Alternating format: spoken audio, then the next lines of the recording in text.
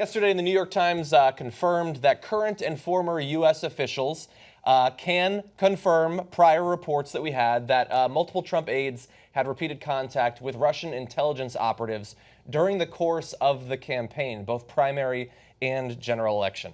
The officials said the intercepted communications were not limited to Trump campaign officials and included other associates of Mr. Trump. On the Russian side, the contacts also included members of the government outside of the intelligence services.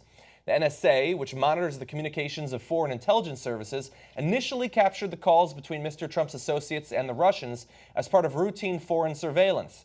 After that, the FBI asked the NSA to collect as much information as possible about the Russian operatives on the phone calls and to search through troves of previous intercepted communications that have not been analyzed. And so there you had initially the NSA raising sort of the red flag, and then you had the beginning of a long-standing, apparently still current, FBI investigation.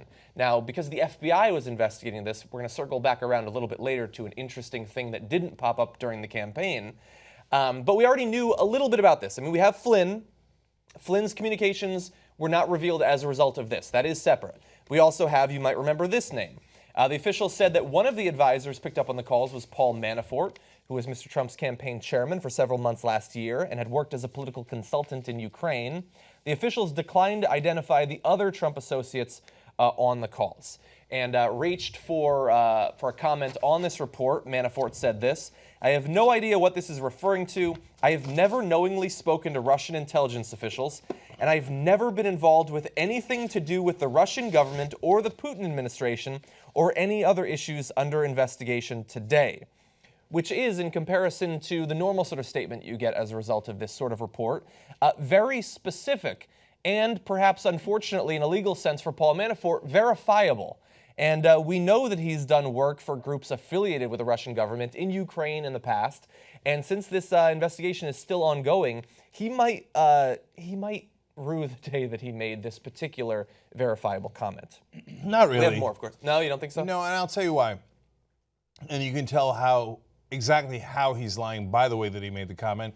He protected himself legally by saying, "I have never knowingly been in contact with Russian intelligence officials. And I have never been involved with anything to do with the Russian government or the Putin administration." There's a comma and an and. I hear you. Compound sentence. And he's going to say, "No, I was working for the Ukrainians." Oh, golly gee, were they connected with the Russians? That's, of course, the former Ukrainian government. And so he knows exactly how he constructed that sentence. But that also shows you that he's lying. Whenever you see that caveat put into a sentence of, "I have never knowingly done X, Y, or Z," that means you're going to catch me. When you do, I'm going to say, "Well, I guess I did do it, but I didn't know it," because you can't know what's in my head.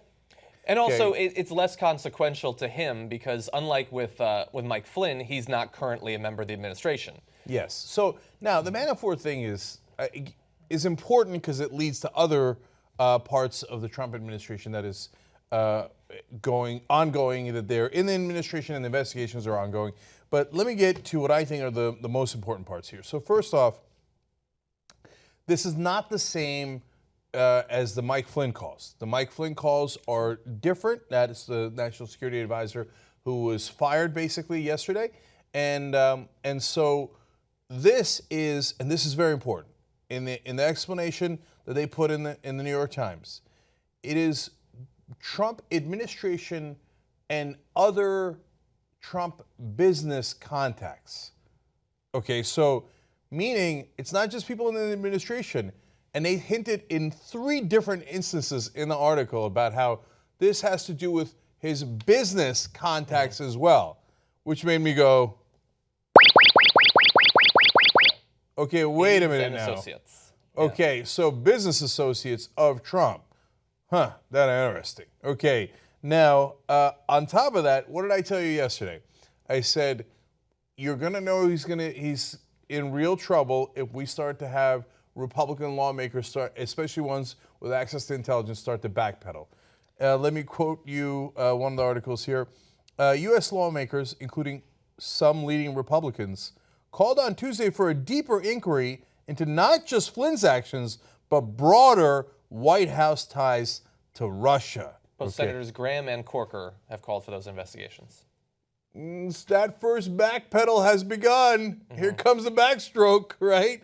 So, yeah. now, all right, one more thing, John. The guy to look out for here, Carter Page. I remember that name. So there's three guys that apparently talk to the Russians that are connected to Trump. One of them is Roger Stone.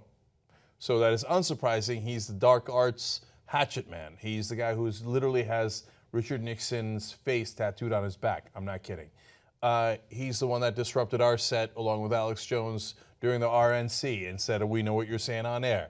Okay, he does all the dirty tricks. And lo and behold, he winds up talking to the Russian intelligence officials. He says, no, I can't.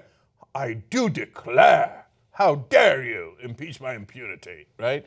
So, but Roger Stone's not going to do the business deal. Carter Page is the other guy. He's a businessman and former foreign policy advisor to the campaign. Interesting. That's what I'm saying. The officials would not disclose many details, including what was discussed on the calls, the identity of the Russian intelligence officials who participated, and how many of Mr. Trump's advisors were talking to the Russians. And they also made clear that they have seen no evidence so far of cooperation in election tampering between those Russian intelligence operatives and members of the Trump administration. So while there was constant contact, they haven't yet found any transcripts with evidence that they were discussing interfering with the election. So we just want to make clear about that. They now say that Flynn was fired because he was not being honest with Pence. But guess who else wasn't being honest with Pence? Donald Trump, because according to the reports, he knew all the way back in January because Sally Yates, the acting attorney general at that time, had told Donald Trump, hey, we've got Flynn on tape talking to the Russian ambassador. Be careful. And you might even be, he might be blackmailed by the Russians. And you should be careful with what national secrets that are shared with him. I mean, he's the national security advisor, for Christ's sake. So Trump knew and didn't tell Pence. Pence goes out on TV and defends Flynn and says he didn't make those calls. And now they are shocked and chagrined to find out that Flynn was lying. Except Trump already knew that, and we know that he already knew that.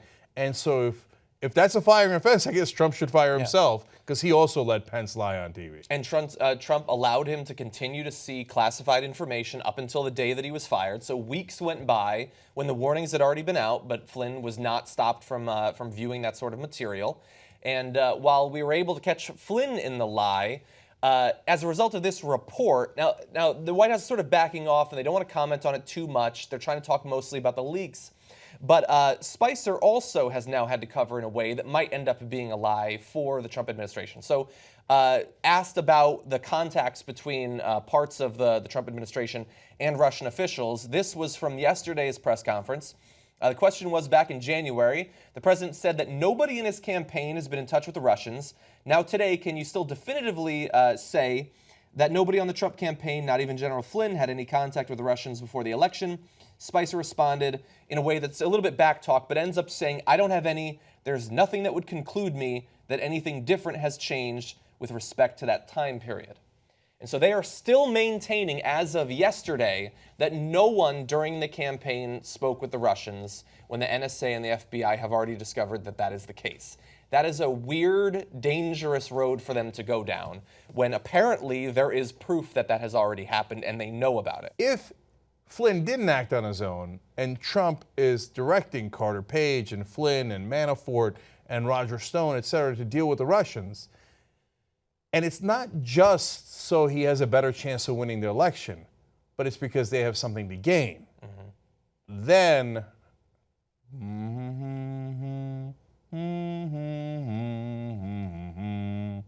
okay, now there's not enough evidence of that now, okay? But there is, no. There's definitely not enough evidence of it now. But the New York Times strongly hinting, hey, the stuff we have is about business ties. Some Republicans beginning to backpedal. And then yesterday it dawned on me as we're doing the show, I'm like, oh, we're overthinking this. Trump is a very, very simple man. All he thinks about is, what's in it for me and what's the deal? Where's the deal? What deal are we making, right? Oh, Russia needs that $500 billion oil contract. Okay, I win. I get you to lift the sanctions so you can get that contract. And who do you need? Oh, you need your buddy Flynn because you already are working with him. And you need Manafort, you're already paying him. Okay, good, check. And who else do you need? Oh, Rex Tillerson, the guy who you made the deal with. Yeah. I'll make him Secretary of State. Check. Now, I know Trump. You think he doesn't finish that sentence with, what's in it for me? And look, the easy answer is you get Russian to be tea parties. No, the easy answer is you get to be president. And that should be plenty. And maybe that is the answer, right? Or maybe, like every other deal Trump has ever had, it's about the money, Lebowski. And he says, no. What's in it for me? Yeah. And if he did that, which we don't have enough evidence on, or really almost any evidence on now, we just know the contacts, right? But we don't know that there's been any business deal. If they find evidence of that, good night, Irene. He thinks he's above the law. He ain't above that. Podcast The Young Turks anytime you want. TYTnetwork.com/join. I think it's weird. No, it's not weird. In fact, you'll think, I'm like a smart person. do it now. TYTnetwork.com/join.